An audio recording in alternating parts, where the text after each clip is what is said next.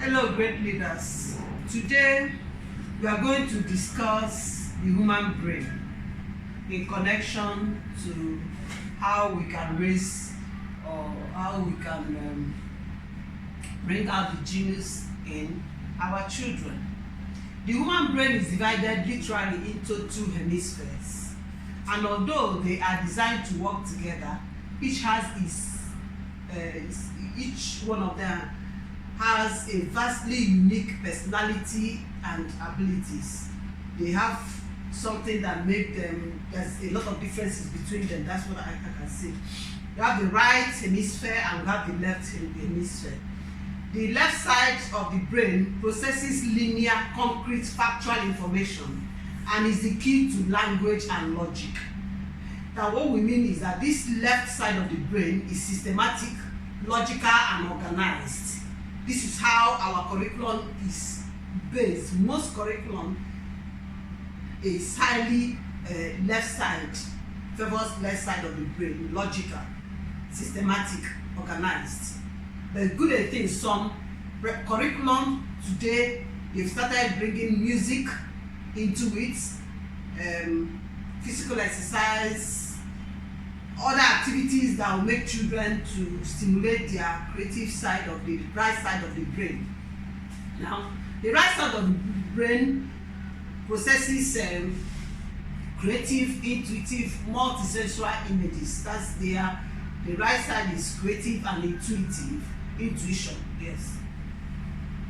In order to bring about a balance in the emotional and intellectual development of our children, we must continually seek ways to effectively utilize and involve the two hemispheres in learning.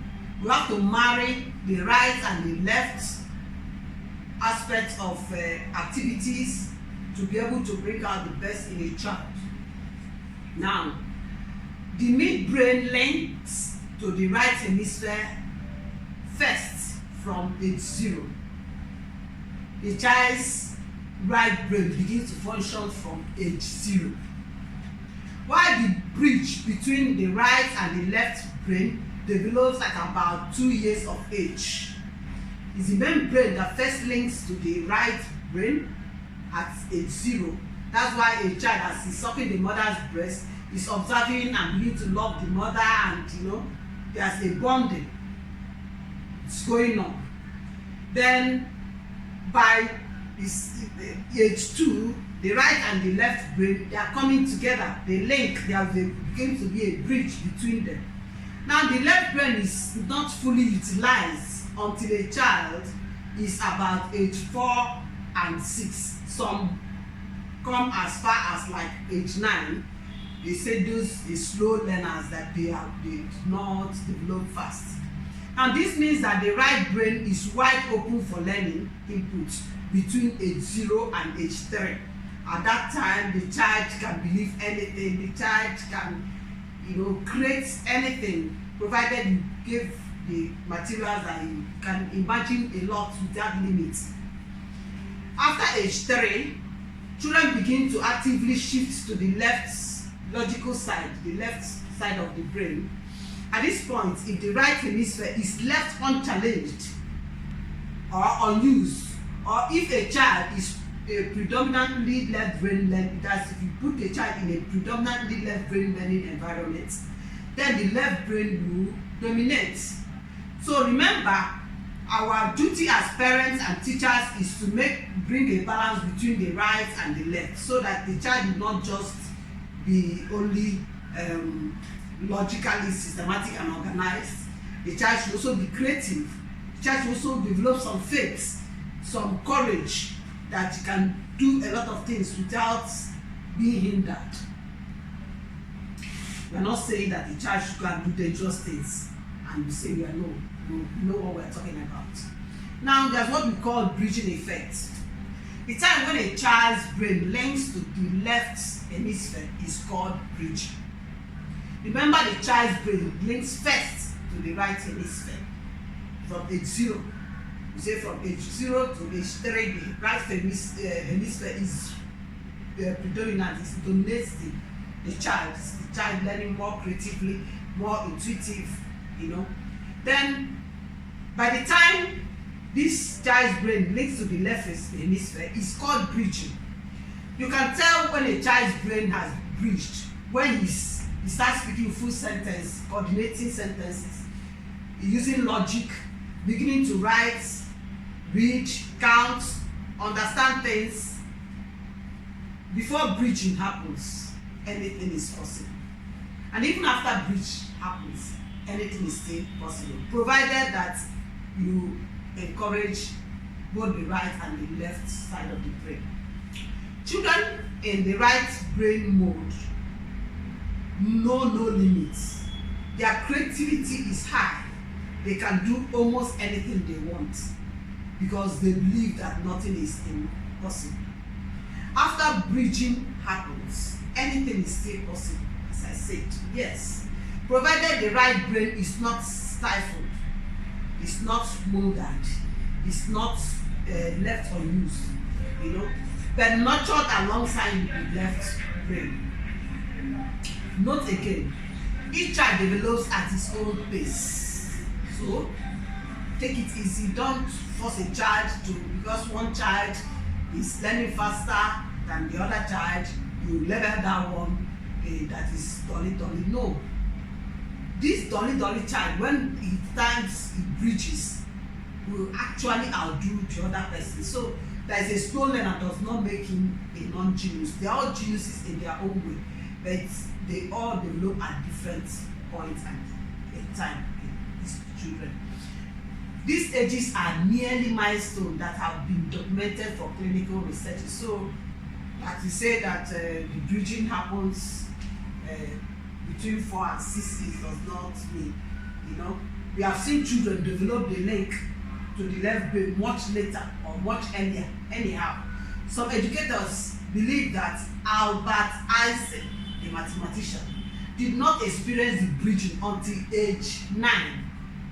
We know how the teachers were saying that he was a dull child, he was this, he was that. But please, let's learn to encourage our children, whatever strength we notice in them, or inclination, whatever we know they love to do, we can encourage it. From there, these children will manifest their natural gifts. It's our duty to bring out this creativity in them, as well as help them with logic. We are not saying that we should pamper a child and not expose him to logic. Let's recite how to read and write. No, we will do that, but while we are doing that, we should not forget that the child needs encouragement on the right side. He needs to play, listen to music, he needs to be storytelling, he needs to dance, he needs to work with hands, what do you call this, physical exercise. They need to jump around, swing, go to swing, jump over, all those. Let the child in them come out too, as well as the logic in them. Thank you, and God bless you. Hello, great leaders. Thank you for registering for this course, how to bring out the genius in our children. I want to assure you that by the end of this course, you really will say that you got something. I also want to encourage you to ask questions. It won't be good for you to finish this course and not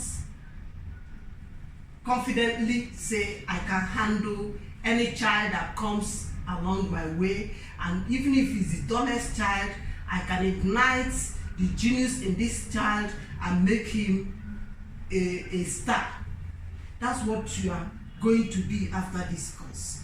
And if you do not practice, you may not be able to do anything. So as we start this course, learn to practice. If you learn and do not practice, it's as if you have not learned. Good. We often define a gifted child as a genius, yes. And we always think that these people, just few children that fall within 5%, that excel academically. Those are the people who call geniuses. Probably a child is doing well in mathematics and English and in schoolwork. We say this child is a genius. But I tell you, it is a wrong impression. Currently, researchers are convinced that nearly every child is a genius, not just celebrated 5%. Every child has special talents. Every child is naturally gifted to be a star. All our children are gifted. Some don't manifest until later in life. If you will go home today with anything, I want you to go home with this point, that every child is a genius. Each child comes into this world with its own uniqueness and talent. Don't begin to compare children or make them to appear as the same. No, they are uniquely different. Infants have twice as many brain connections as adults. Their brains are sharper. The young children masters,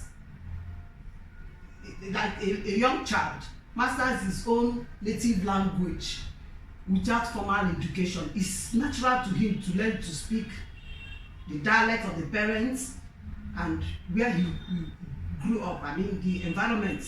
He just picks it and he learns it without anybody teaching him grammar, come, go, and all that. Young children have vivid imagination, creative minds, and sensitive personality.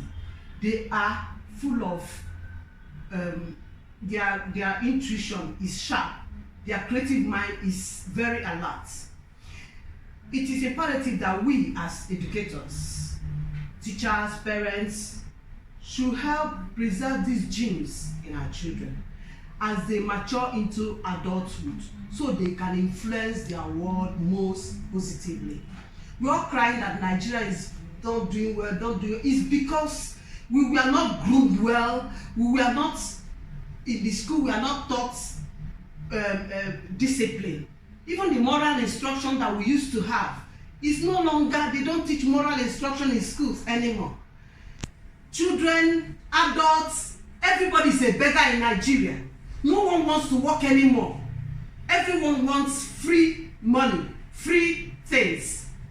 Where does it happen that you possess things without hard work? How can you reap when you have not sown? This is the kind of impression, even in our churches, what they preach. Miracle. Miracle is good, but you are not saying that miracle is you wake up, an angel brings you a basket full of money. That's not miracle. They call it favor. That is wrong. It shouldn't be so. So sorry, I didn't mean to be angry, but you know, it hurts me as much as it hurts you. That we go outside the country and we do very well. Then why inside our own country we cannot do well? It's not good at all.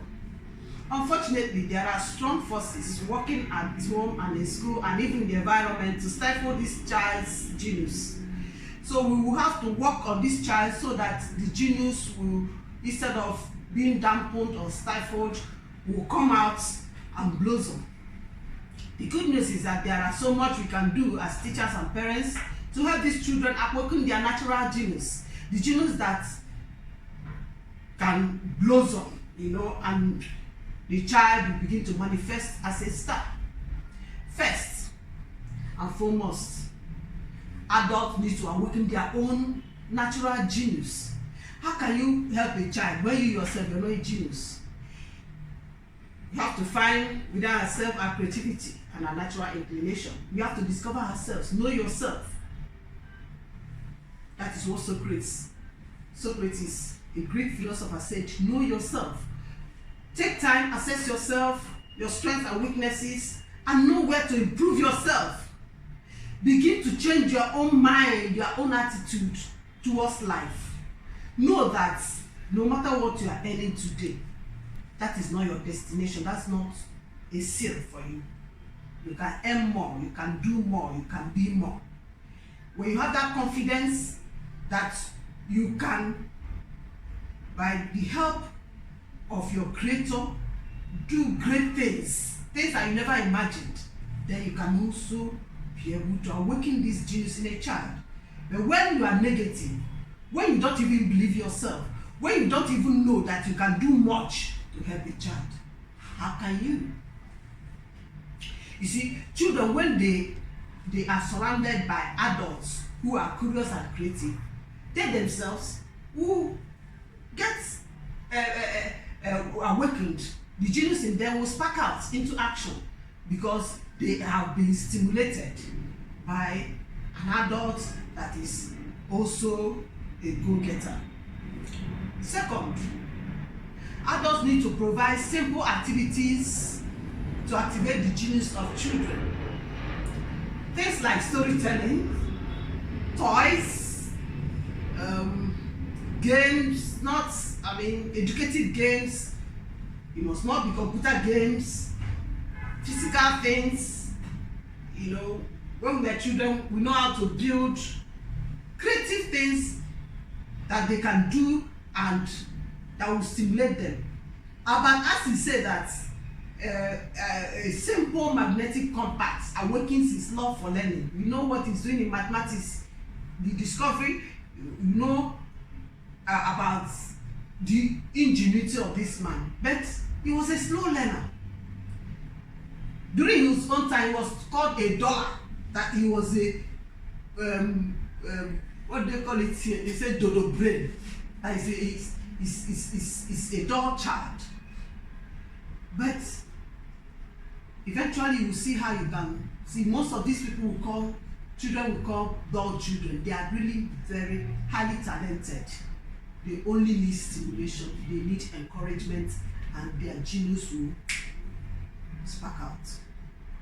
See, even a visit to a special place, a question can unlock the gates of a child's love for learning. Third, another point is create an environment or an atmosphere that is friendly, both at home and in school, where kids can learn in an atmosphere, a climate that is free from criticism, comparison, and pressure to succeed. Parents, we are very fond of comparing a child with another child. You scold him and say, see, your brother is doing well, your sister is doing it, you are this, you are that. Before you know it, you are recreating this child's world, and he begins to believe you that is not as good as his brothers, is not as good as his sister, and before you know it, you are reshaping his mind and reducing the genius, the creativity of this child. You are making the child less than a genius. Please, let's avoid that. The environment we create for this child is an environment where each child, every child should feel unique. This child, if you treat him like a unique child that from God is capable of doing anything, this child will have faith in himself. This child will know that, look, nothing is impossible for him, that he can do everything provided he's willing to pay the price, provided he's willing to work at it, he will accomplish it. Then finally, we need to understand that each child will be a genius in a totally different way from another child. Parents, please, some teachers are also equally guilty of this. Children are not the same. Every child has his unique talents. Please, these children are different altogether, uniquely different, and geniuses in their different areas where they have natural inclination. Forget the assumption that geniuses are the very few that score highest in school tests and examination. Forget it, perish that thought. That a child did not score 100% or A or B or all these gradings does not mean that this child is not unique or is not a genius. This child only needs an environment that is enabling, an environment that would awaken his or her genius. Please, I call on parents and on teachers. I say, please, please, and please, let's work together to bring out genius in our children. See you again as we continue the lecture.